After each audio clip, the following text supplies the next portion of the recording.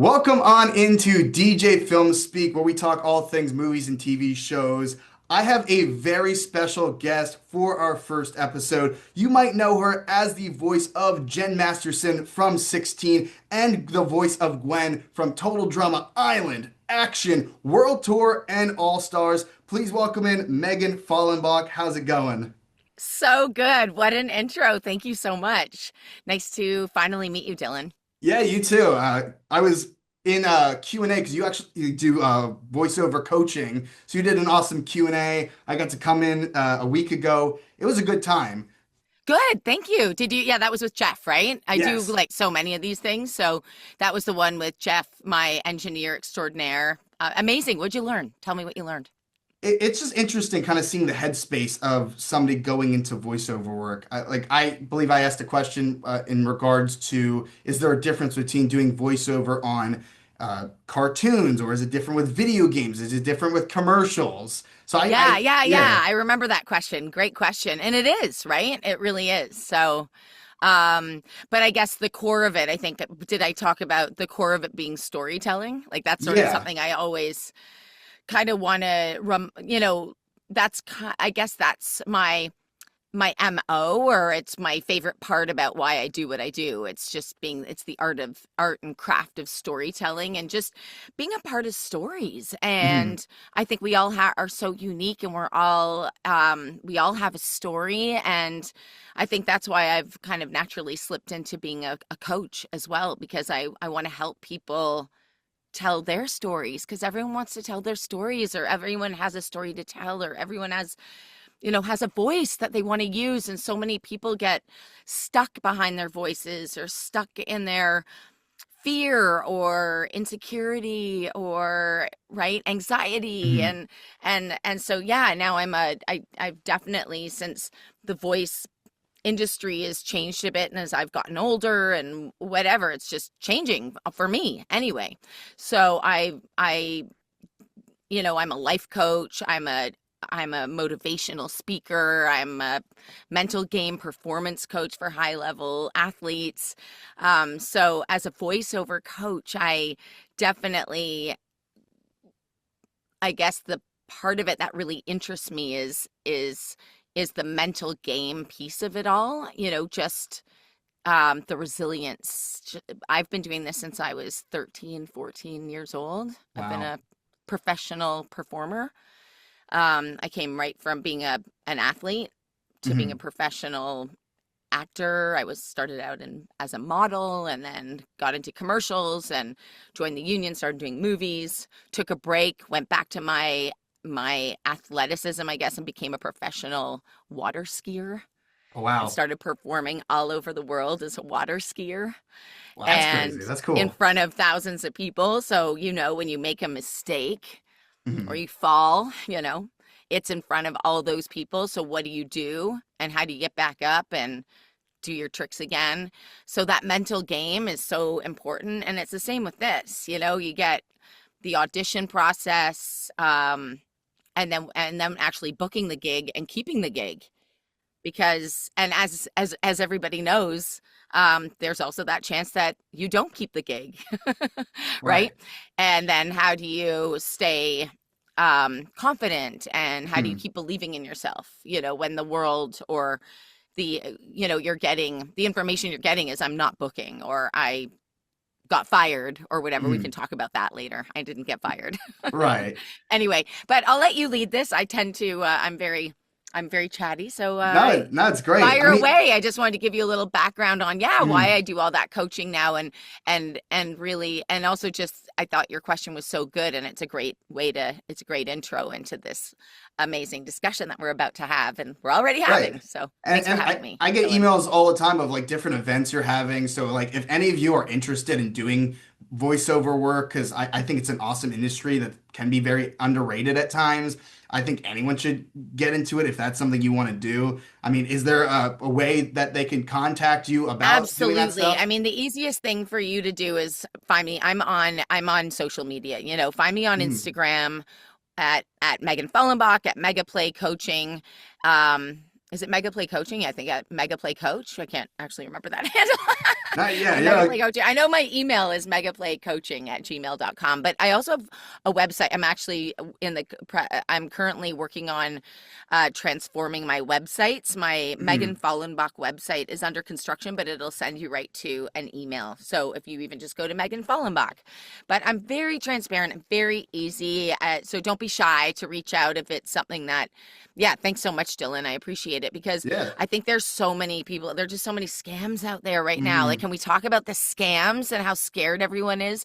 And the business has changed. And I think people get this input that, being creative, being an actor, or being a voice actor is just a pipe dream. Like, you need to have a real job, a real job. Yeah. And so many, I get that. Like, I'm a parent. I don't, I want my kids to be set up for success. And the batting average of an actor is low, like an athlete, getting Mhm. home runs. The amount of home runs a professional baseball player gets is very Right. low, and it's very similar in that way. So it sounds very scary, but how can you not do this if this is what you want to do? If your passion is this, how will you be happy doing anything else?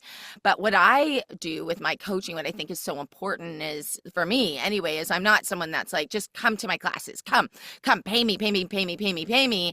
I vet people. I'm like, why are you, why do you want to do this? Like, I first of all, everyone who comes to me, we always have such a good time. At the very most, I'm going to make sure you feel good about yourself. You're confident. You have a voice to use out in the world. That's the more important thing. The stepping stone is learning how to be a voiceover actor, Mhm. but the payoff and the win is actually walking taller, standing prouder, believing in yourself a lot more, trusting yourself, going out and using your voice. Isn't that what is life about? Shouldn't we feel good about ourselves?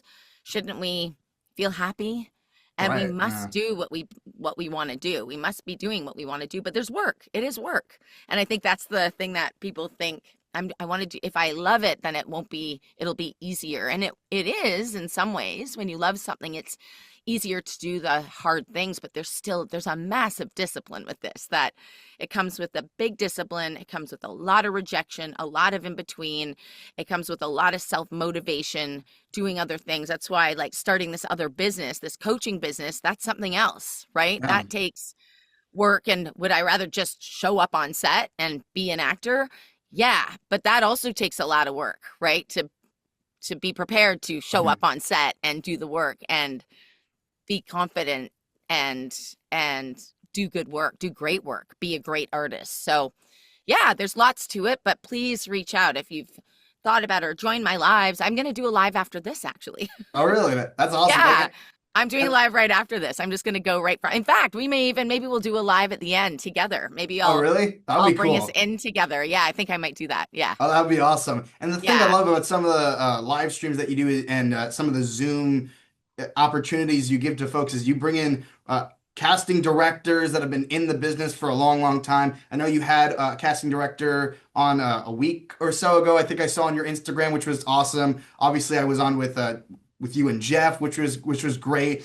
Um, Tell me kind of like the process of coordinating with these people, bringing them on, and giving these students an opportunity to talk to these different people who've been in this business for a long, long time. Yeah, I think thank you so much for noticing that, Dylan. I think that is something that I'm noticing. I'm noticing, like, I am a very creative and very artsy, but I also have a very practical brain, and and this batting average doesn't look good to me either. And I'm like, how do Mhm. we, something's got to give. And right now the topography of the industry is such that we're all self-taping, right? We're all Mhm. self-taping. It's made it so it's made it easier. Like, I don't have to show up at 9:12 a.m. for my audition. And literally, sometimes our audition times used to be like on the 12, 9:12 or 11:53. It was really Wow, that's random. like hard to And keep then you had track. to Yeah.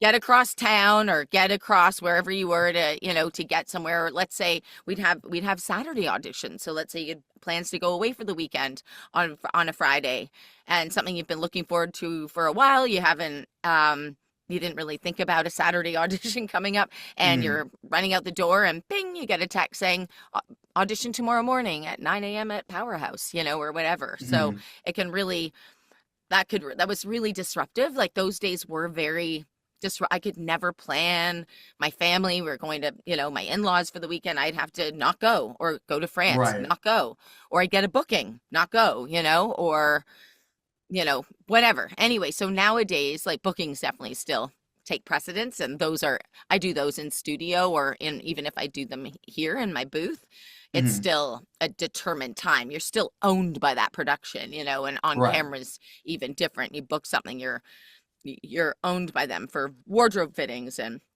being on set for an indeterminate amount of time.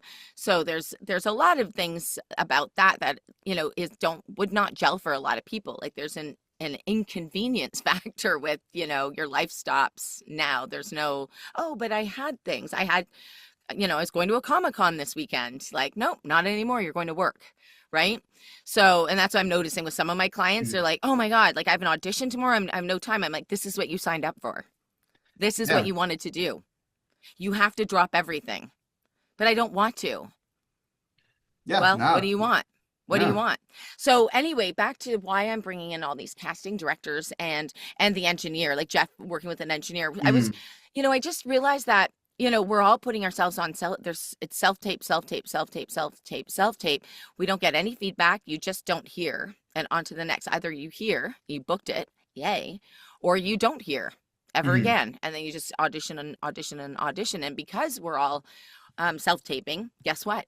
They can audition a whole heck of a lot more people. Right. So instead of 12 people coming in for an audition, or 20, or maybe if it was something really big, 50 to 100, now multiply that exponentially, right? For Right. every audition, they can have at least 1,000 auditions if they Mm-hmm. want. They could have 10,000 they can audition all over the world. You want someone with an accent? We're not going to get, one of my buddies who does all the accents to come Mm-hmm. in. No, we're getting somebody from Europe to do. We're getting someone from Australia. We're getting someone from South America. We don't need to hire a Canadian actor who does all those voices. So now it's just the pool is so much bigger. So the reason why I'm pairing up with all these casting directors, and yes, I had a workshop with Callie Kuzik, who's Right. Yep. an amazing commercial casting director here in Toronto. And now commercials, it's 95% non-union. Oh So wow. it is a good time to be not an ACTRA member or a SAG-AFTRA member, but a non-union commercial actor who wants to storytell through commercials, where you will make lots and lots of money, and Mm-hmm. they're paying lots of money for them, but it's 95% non-union. I've been booking some, but it's like it feels like, you know, it feels very lucky right now, since there are so many of us vying for 5% of the work, all the pros are, and it's tough times right now. So everybody needs to work. We all need to work. So I've Right. always been someone who said, as an actor, you don't want to need to work. If you need to work, we can hear that. We can smell it. You sound desperate. You smell desperate. So you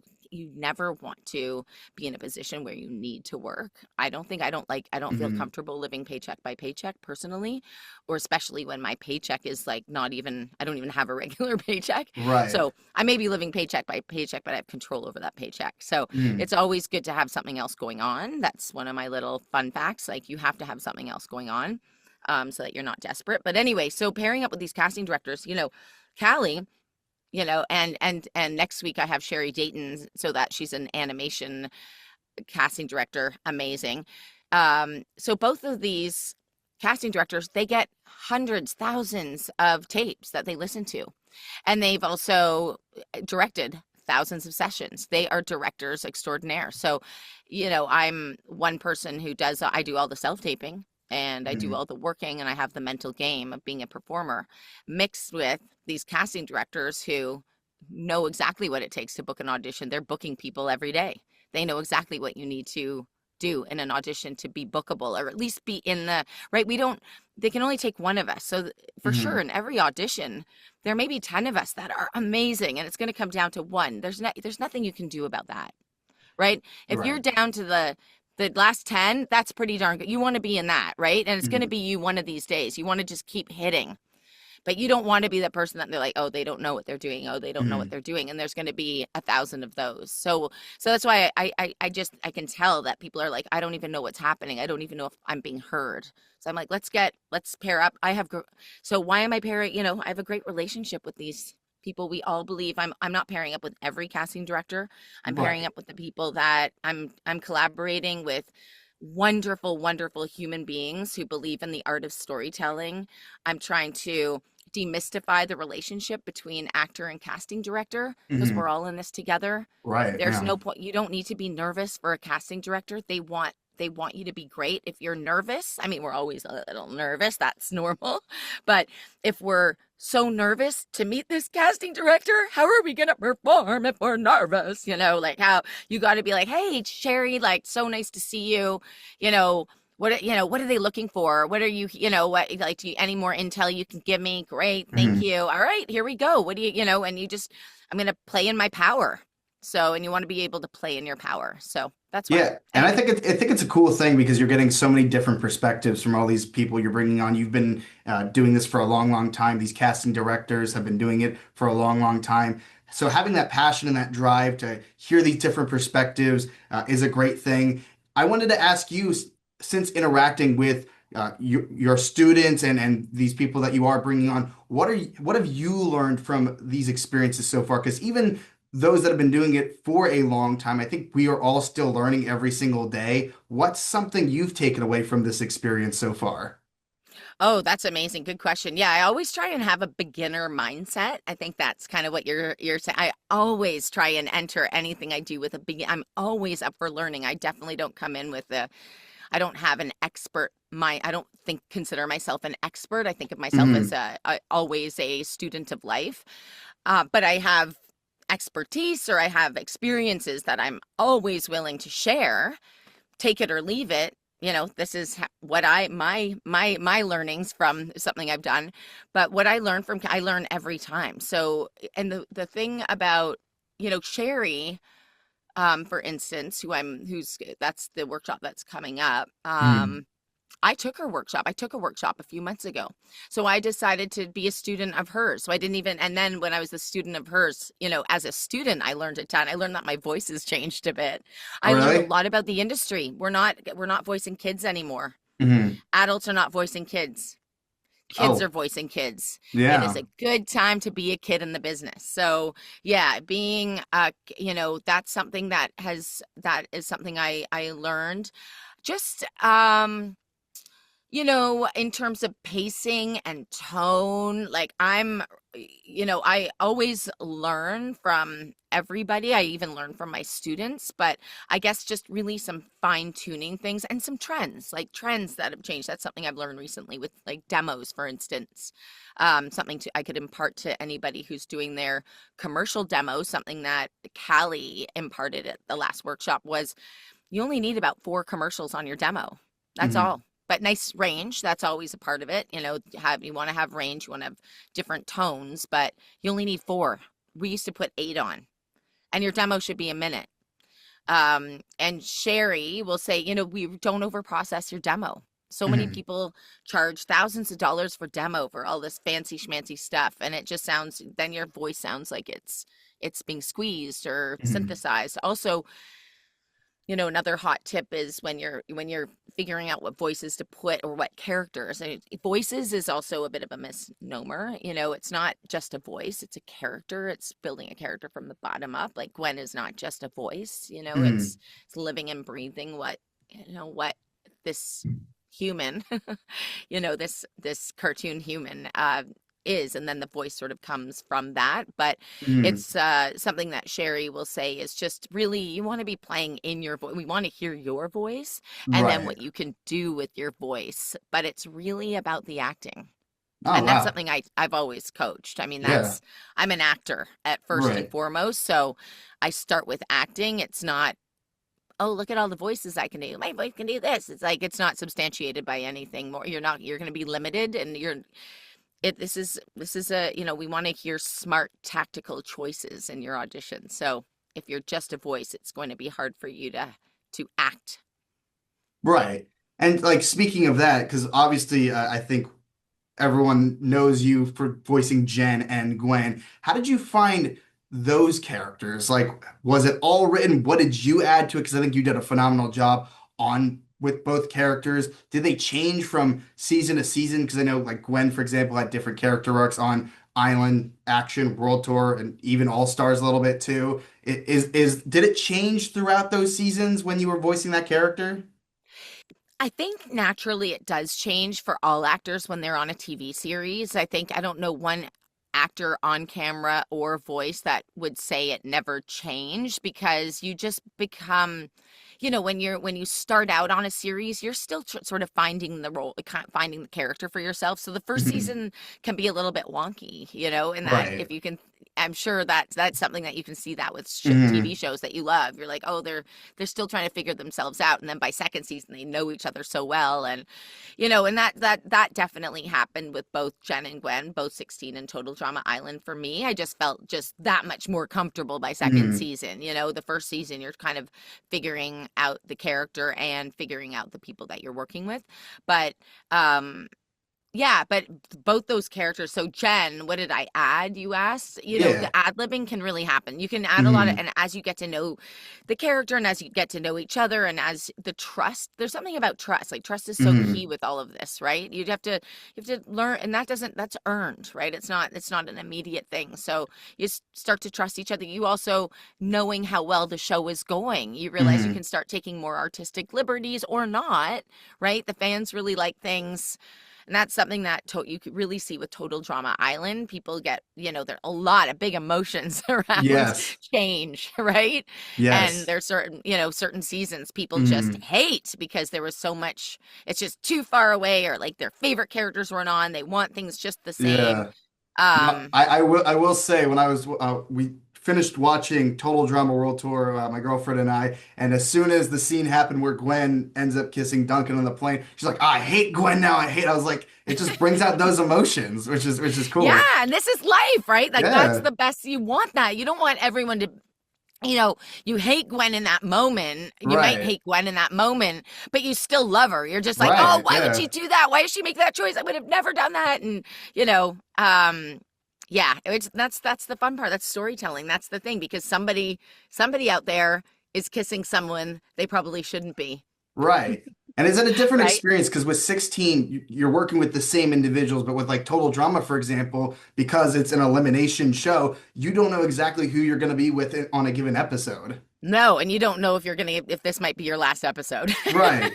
Because, like, for example, And like, Total Drama Island and All Stars, you go pretty far, but like Action, yeah, Gwen gets eliminated pretty early. yeah, and you don't know until you get that Right. episode 5 and you look right to the end and you're like, no. I was going to say, do you have a Or certain episode 4. reaction when that happens? Oh, yeah, it's like, well, it's immediately like, I guess I'm not paying my mortgage, and Um, or whatever, paying off my mortgage. Yeah, no, no, no. It's like we love as most of us, it's a bit of a calling. Like there's certain professions that are callings, and I do believe being an artist is a calling. So right. money is sort of secondary in a way, but we Mm, need money makes the world go round, and we need to pay our bills and keep a roof over our head and right. keep ourselves fed, so we need money. So there's that little bit of like, the artist is like, oh, I love the work, and then there's Mm, the other side that's like, and I need to pay my bills, so it's right. like, I guess I have to, but that's the nature of the beast. So if Mm, you choose to be an artist, that's the lifestyle. It's just a little bit more precarious, but the alternative is what? Working a 9 to 5 or a seven to right. seven, and even that, there's no job security anywhere. And Right. now with AI, we're Yeah. not even going to talk about that. We'll be here all week. No, and I think Gwen is such a cool character because she got an opportunity to be in 4 of those seasons. I think she had major character arcs through all of it. I'm sure people love the Gwen and Trent storylines in the first 2 seasons, then Gwen and Duncan. I think it's just a cool thing that we got to spend a lot of time with Gwen through this series. I think she was definitely one of the staples, and I think you just did a great job with that character.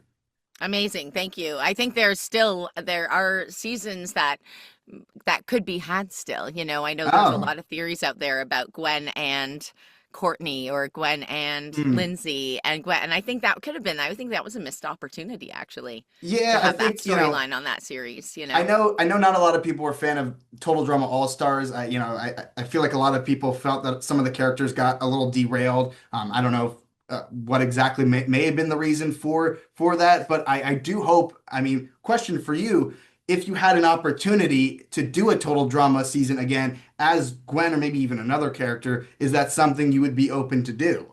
Of course I would. And I've auditioned for, like, I auditioned for the last Total Drama. I Oh, auditioned for really? all of them. Oh yeah, and for other characters. Mm. And yes, absolutely. And about, like, with Total Drama Island, we started recording that, and then not, people decided that not Tom and Jen, but other people decided that for a bunch of us, they wanted younger actors. Mm. It was just that. It was as For simple as Dramarama that. or the reboot Yeah, seasons? Dramarama. Okay. Yeah. Yeah. So that was just, I would have done, I was, as I was super up, that was it. That was a good kick in the teeth. That was like a horse Right. kick in the teeth. Mm. But it's the nature of the beast. And we live in a world that is, young. It's a bit of a youthful business. And apparently I'm too old to be Gwen now. I'm just kidding. Hey, I mean, if would you even like to Baby see a Gwen. season where we see an older version of Gwen competing with Oh the same yeah, that would be characters? amazing. Yeah, absolutely. I'd love that. I would love an older Gwen. I'd love an older Jen. What I would love to have is have a live action 16, but we're all, Ooh. 56 now. Okay. I was gonna say if you I did think have a that would live be so action funny. version where they are 16, like do you have like Yeah, that wouldn't be us. no, I was gonna say like do you have like a fan cast of somebody that could play Jen? Gosh, oh yeah, who would be playing Jen? Who are some of I'm thinking about some of my cast on Ginny and Georgia. They're all Oh these yeah? young, yeah, so many. I mean, gosh, these are just young people. So there's so many Yeah. young people that could play Jen or Yeah, it'd Gwen. be fun. I mean, Absolutely. it's a cool premise, especially basically the whole show takes place in that mall, and I just think it's an awesome show, and I think it's kind of gaining a cult following over the years. I know y'all did like a little reunion a couple years back, Yeah. which was cool. So hopefully we could see more of both characters in the future. Yeah. Yeah. Yeah, absolutely. And I mean, something that I'm working on, Terry and Stacy DePass, Terry Mm, McGurran, who's the voice of Jonesy, right. and And Chris Chris McLean on now, Total yeah. Drama Island, Hmm. and Stacey DePass, who's Nikki, and also I think she plays on Total Drama as well, I think. But anyway, we're getting together to do a bunch of it. So we're definitely gonna be doing a bunch of stuff on Instagram and Mm, TikTok. We're gonna play there, and we have lots of fun ideas. And that's the other thing, is the world's kind of opened up on that side of it. So, right. you know, yeah, we've got a bunch of ideas and a bunch of things written that we're gonna shoot and start putting out there. So yeah, things are brewing. Things are brewing. Yeah, it's exciting and it's cool because we're kind of in a world where people are kind of making their own fan versions of total drama and their own characters, which I think is cool. I know that they made a total drama reunion thing a couple years ago, which was cool to kind of see where those characters went. And there's the Disventure Camps, which is kind of total drama in its own way, which I think is awesome.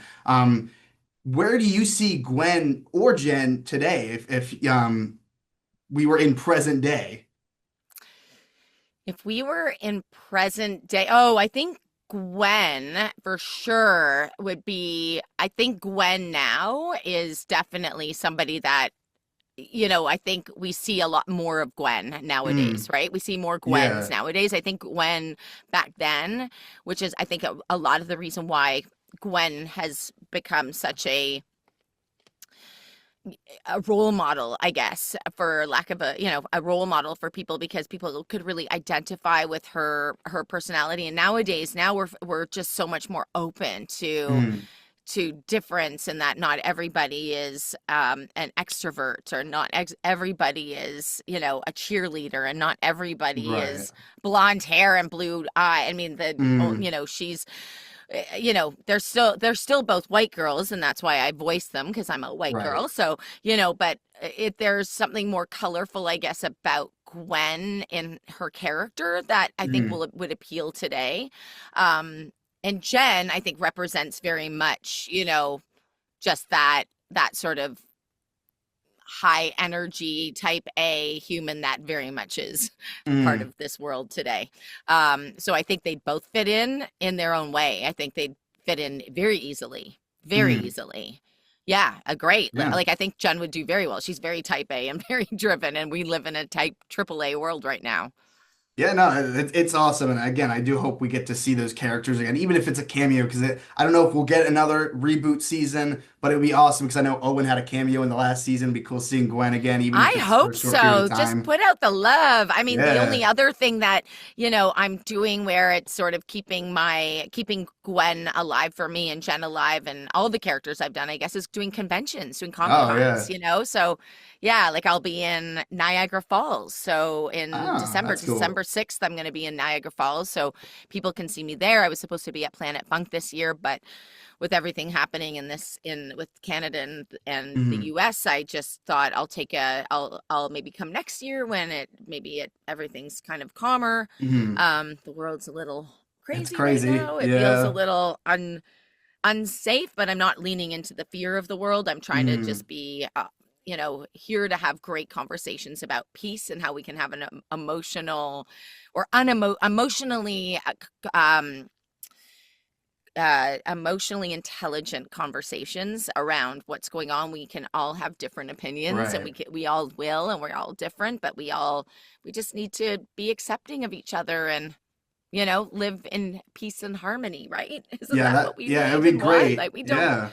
we don't want a war. We don't want a war here. We don't need a war. We need Right. peace, I mean, we all have right? different opinions because we're human. That's just how it Yes, is. we're But supposed yeah, to. I mean, and it's cool having discussions. We just need to learn and how to be Yes. respectful. And not Yes. everyone's doing that. I feel like a lot of people are, but we all just need to get with the program. Yes, and the Yeah. second that we feel emotionally challenged or charged, we need to learn how to take a deep breath and say Right. that, and be able to say that was I find that insulting. And then the other Mm, person can be like, why? Why is that? I didn't mean to be insulting. I was just, how can we talk about this so it's not insulting, right? Like mm, let's figure out how to not insult each other. Let's right. how to be compassionate, how to, if not understand, at least Hmm. accept, Right. right? Or just at least, at the very, very least, agree to disagree.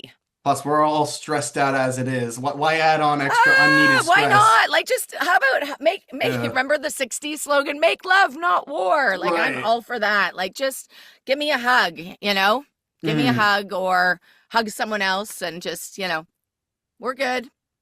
We're yeah. good. Yeah, no, and you mentioned fan conventions, and I've been to a bunch of them in the No, you've Philadelphia not area. been gone to conventions. Yeah, totally not. Yeah, no, I love going to them. Obviously, I haven't gone in your shoes, so I want to know, do you have like a favorite interaction at one of the, or like a top favorite interaction at one of these conventions? Oh, I can. Yes, I mean, I do love meeting my fans, but I mean, there's a really typical reaction, and it's sort of like the someone folds like a lawn chair or spaghetti fall. Oh, Like really? They actually fall down? there's a lot of energy, and I just love hugging a fan and just Mm, making a fan's just being like, "Hi, I see you. Tell me about you. I want to know right. about you, fan." Yeah, I'm no, just it's awesome meeting actors and voice actors. I feel like a lot of them are just so kind because, the fans, I'm sure you could agree, are just a huge part of why these yes. shows that you're a part of are so Yes. successful. So Yes. it's great, especially being a No, I'm fan, so meeting grateful. you. Yeah. Yeah, if not for you, I would be nothing, right? Like if it Mm, weren't for you, the fan. So I put my fans on the pedestal. I am not on the pedestal. mm. No one should be on a pedestal, or we're all on the pedestal together. Yeah, Whatever yeah, it we're is. all on it together, right? Yeah. Yes, Peace and harmony. yes, yes. No, yeah, no, it's definitely great. And is it different, like having fans be like some of your students with the coaching? Yeah, and I that's something that definitely, like, thankfully, when COVID hit, a lot of I really haven't had to do too much advertising. Mm, People kind of found me, right? So I'm so grateful for that as well. But it is important that as a coach, I want to be on a level playing field.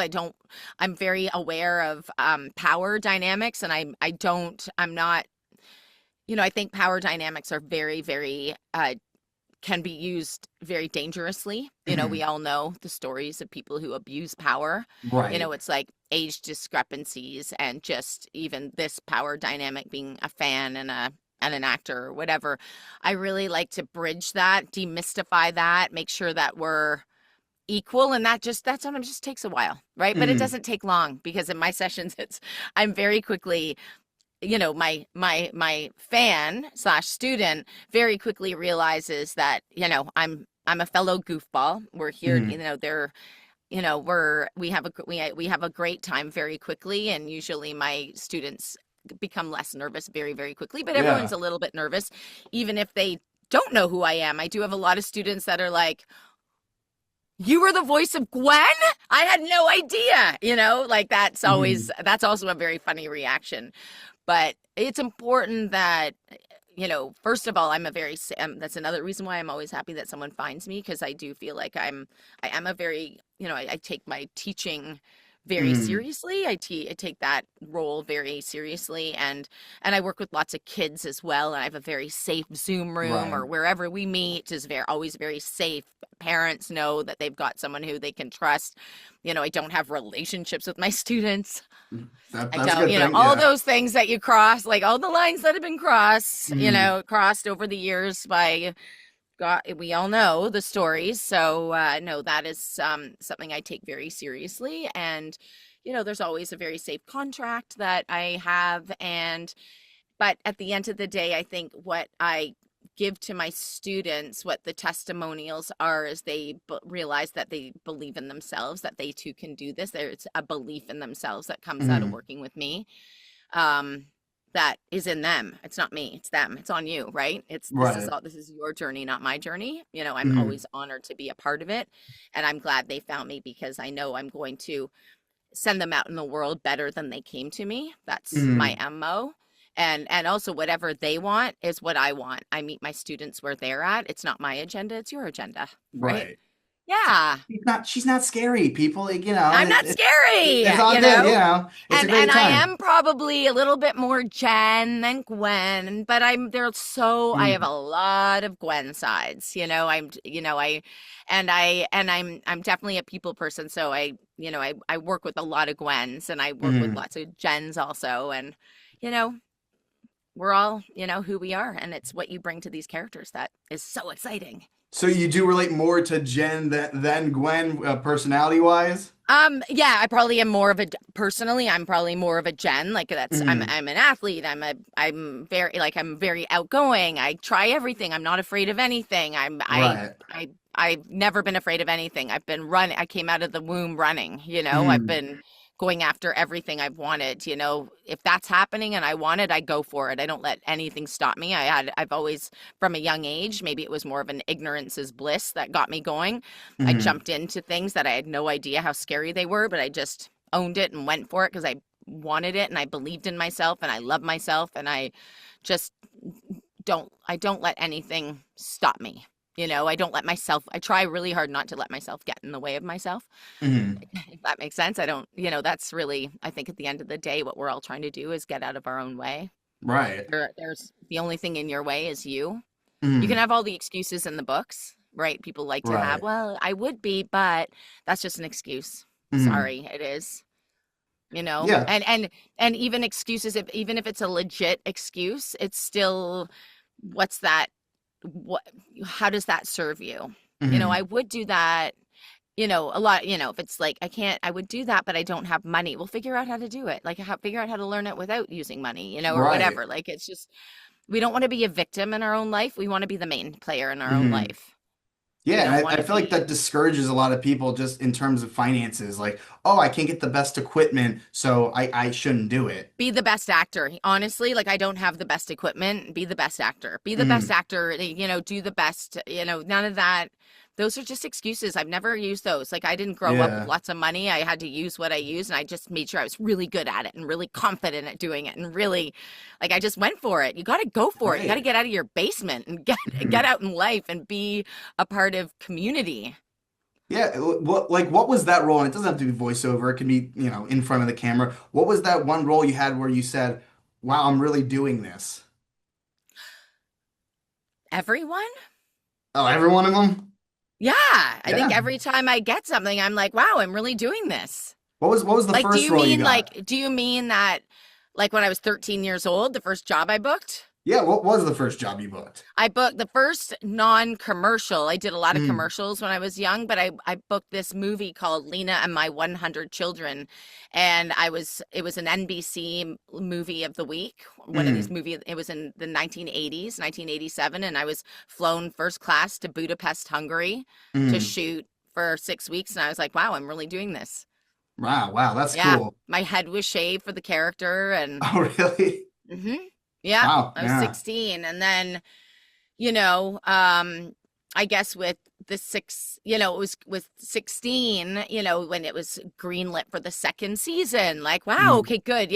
I've never been like, I've arrived. If that's what right. you mean, if you Mm, mean by I'm really doing this, I've arrived. No, it's not like that for actors. No one right. ever feels like, no, because you always want more. You always want Mm, more. And you always know it can stop at any moment. It could be end. Any good run could end at any second. right.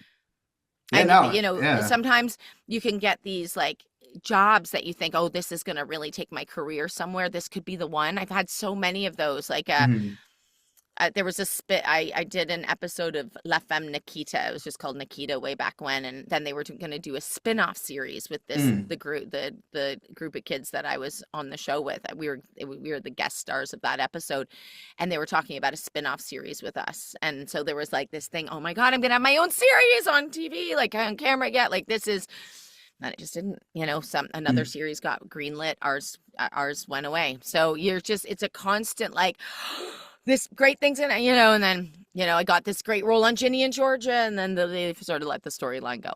So Mm. I got this thing on this, and then that's the name of the beast. So I don't think I've ever been like I've arrived. I think it's, I feel like I've just hustled most of my life. Just Right. keep going, just keep swimming. I'm very much like Dory. Just keep swimming, just keep swimming, just keep swimming. What's next? You just never get Hmm. comfortable.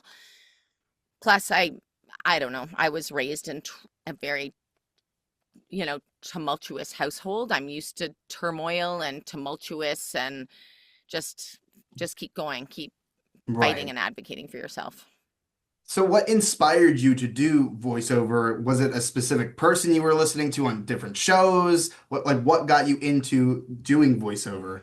No, not at all. Not that I wasn't that actor that got inspired by voices. It's funny. I'm definitely a product of the 70s, and that like I was that 70s TV kid, like watching Hmm. Saturday morning cartoons at said time. There was Yeah. none. Everything was like, if you want to watch Bugs Bunny and the Roadrunner, you better be up at 7 a.m. to see it, or you're not seeing it for another week. So, Yep. I was that TV kid, and I loved watching cartoons, loved cartoons, but Yes. never did I ever think for 1 second that there was a voice actor behind those cartoons. Oh, So really? I didn't do that. No, I watched Mm. them, but live action stuff, I started like, that's what I really got excited about. And so Mm. it was really the live actions. I started performing and on stage at a young age Mm. because I was like, I saw the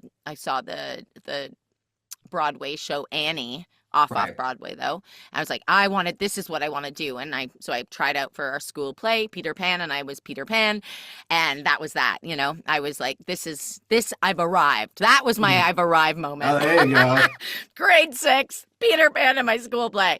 But then what happened with voice? So when I left acting, I took a break, and I really tried not to be an actor, and I went and got a psychology. Went into psychology. I went to McGill University in Canada. It's a big university in Montreal. I started in psych. It had the best psych department. Mm. I ended up transferring out of psych, but I got kind of a minor in psych, a sort of off-Broadway minor in psychology, and ended up studying anthropology, which is the study of people and cultures and humans. And I love all that. And I did play a cultural anthropology on TV.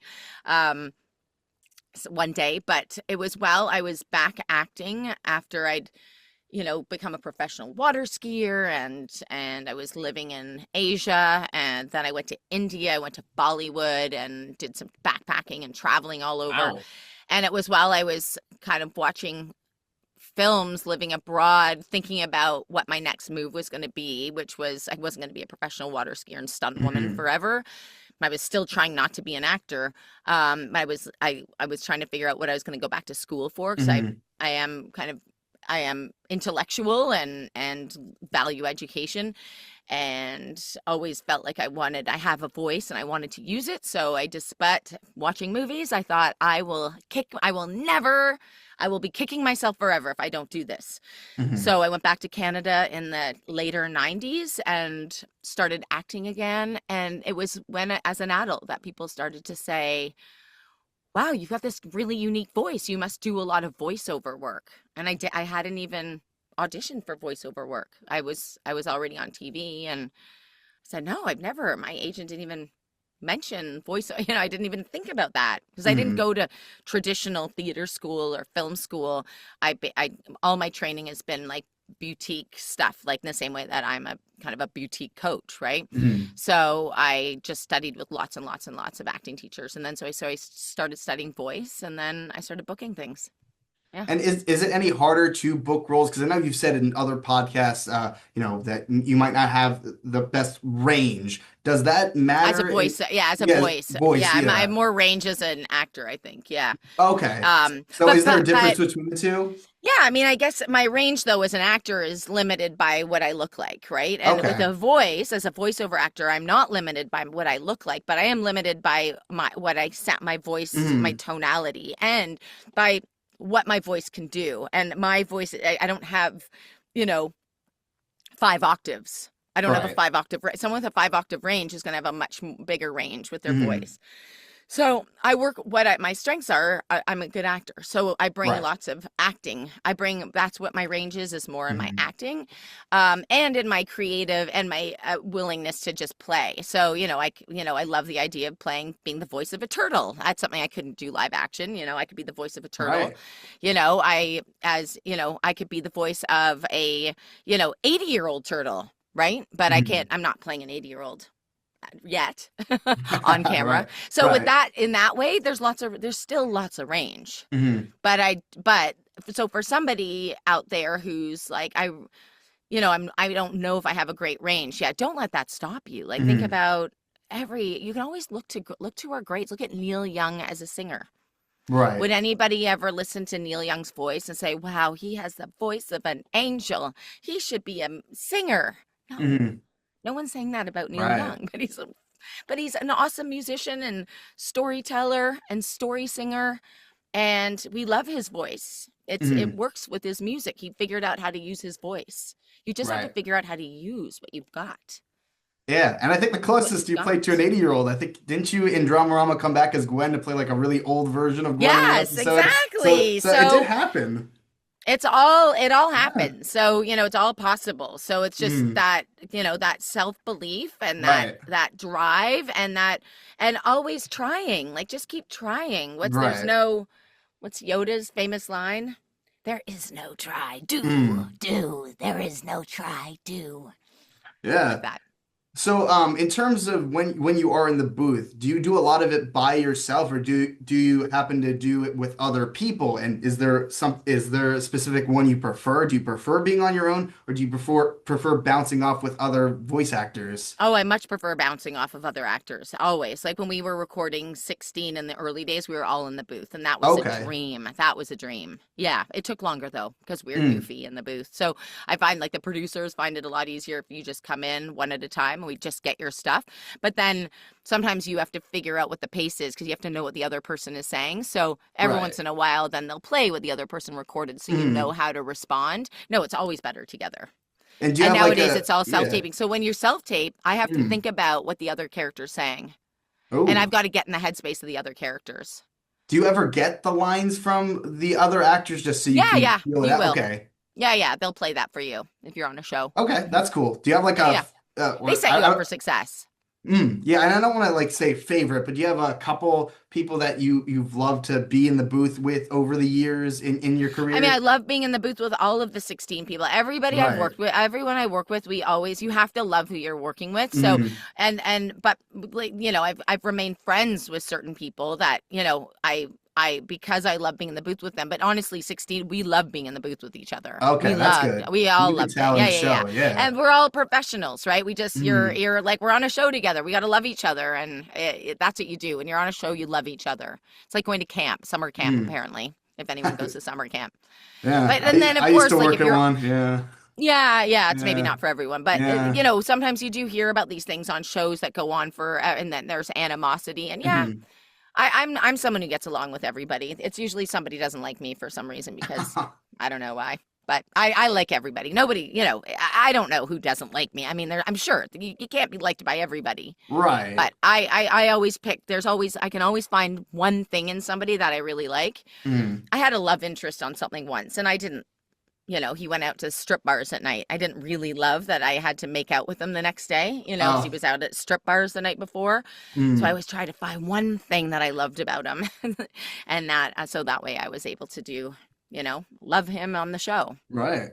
No, it's awesome. And I know you do a lot of outdoorsy stuff, like you talked about water skiing. Yeah, yeah, How do you yeah. get And into all hiking that and stuff? Hiking, yeah, I've seen some videos on your oh, I do Instagram of you everything. hiking. Rock climbing. I'm an Yeah. athlete. I'm an adventure seeker. I'm a thrill seeker. So I just Mm. get into all of it. You name it, I'll try it. Do you have a favorite place that you like to go hiking? Because I know you said you like to travel a lot. Is there a specific Yeah, I spot mean, you I like to love go? going to the mountains. Like, I love going to Mm. the West Coast. Like, I have a big dream to go to Machu Picchu. Like, that's on my Oh. list to go climb that. Having lived in Thailand, I will go to Thailand any day. Mm. I love beaches as well. I love going to BC. I love going to I love those mountains. But I also love like my back door right out my back door. I've got I've got a little nature place. The Brickworks is a place I like to go to in Toronto, and I can just walk there. It's about 5 kilometers away, so I just do a little power walk to the Brickworks, and I like to hang out Mm. with the. There's so much to see there. So much wildlife here in Canada, and most of our wildlife can't eat us, so it's like not Uh, very scary. yeah, I'd hiking's love a to cool go to Africa experience. and be with Yeah. like big animals. I'd love to see the big animals, but Mhm. yeah, anything. Like that's probably something I'll do one day is work on some. I will probably work in nature at somewhere that's helping an animal that's going extinct or something like that. Sort of something I would like to do. Yeah, hiking is a cool experience. I haven't gone in a long time, but I used to be involved with scouts, so I used to go all the time. It's something I definitely want to do more, and I think we all should try to get outside more, especially, everyone's being cooped up inside a lot. So I think it's definitely a cool experience. Yeah, yeah. Oh my gosh, it's so just being outside is so important to us. That's something that can really improve the mood, but something that I think is really important for mental health, like for me anyway. Like I don't really have I'm not super religious. I don't really, I've had bad experiences with religion, and religion has caused a lot of like hatred. So I just struggle with that a little bit. Mm. But I do believe that there is a higher power, absolutely. And for me, I have such a strong desire to be in nature. Sometimes I'm just like, I have to get outside. I have to be outside, and I just have to go into the forest, and that Mm. is where I feel calm Right. and serene, grounded, Mm. positive.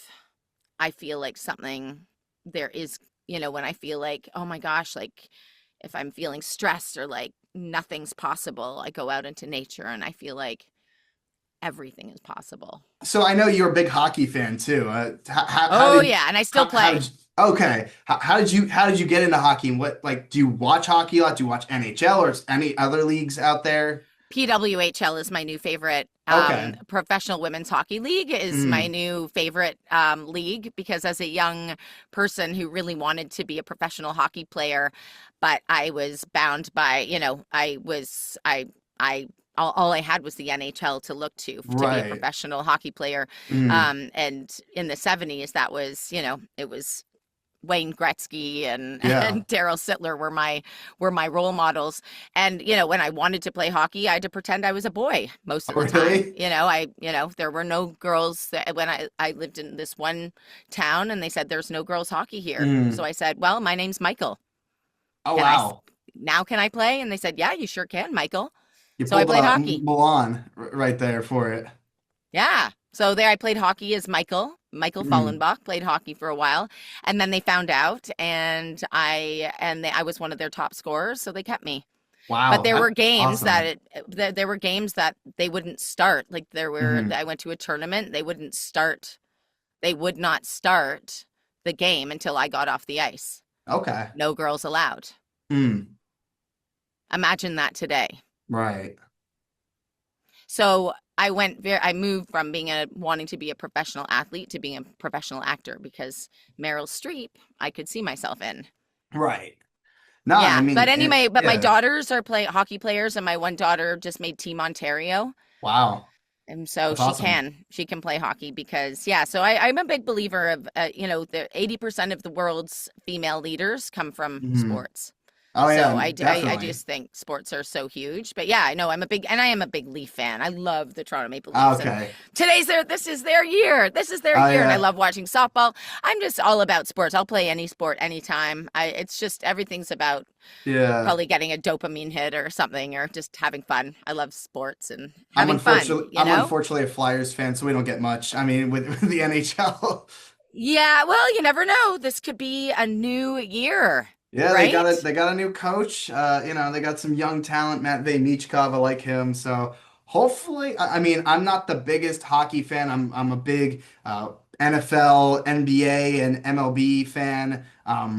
Big Eagles, Sixers, and Phillies fan. But I'm trying to get into hockey a little bit more over the last couple of years. So hopefully, if the Flyers definitely perform a lot better, I would love to make sure I'm watching as many games as possible and getting involved in our hockey league. Yeah, amazing. Amazing. Yeah, do it. Just go for it. Can you Yeah. skate?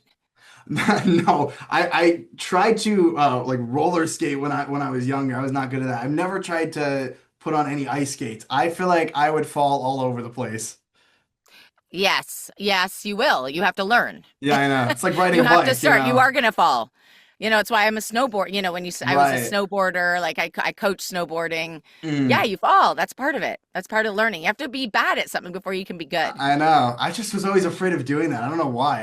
So you I have definitely fear. You let I fear get in know. your way. Yeah, let it get it. I think it's something I definitely should try. I don't know if there's anything near me, But but watch you out for know. those shoulds as your mental game coach. I would say shoulding yourself is not be more.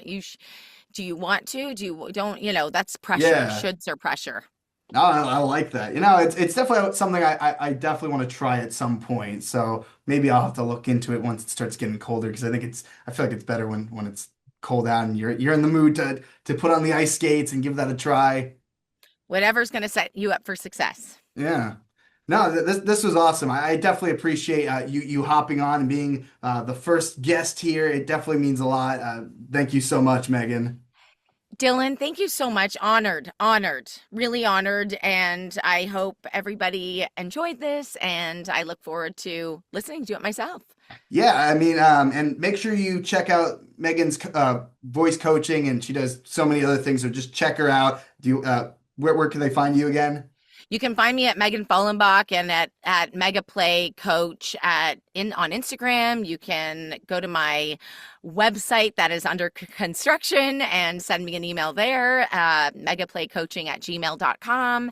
And yeah, just reach out. Don't be shy. And I'm going to do a live right now. So Oh, I'm doing sweet. lives all the time. So, just I'm on TikTok as well, Megan Fallenbach. That's going to happen. So Oh, that's yeah, cool. thank you. Yeah, and Yeah. we'll be putting clips on this on the DJ Film Speak TikTok, and you can find the podcast on YouTube, Spotify, and Apple. So make sure you check it out. This was great. Thank you so much, and I'll see everyone next time on the next episode of DJ Film Speak. Peace out. Peace out.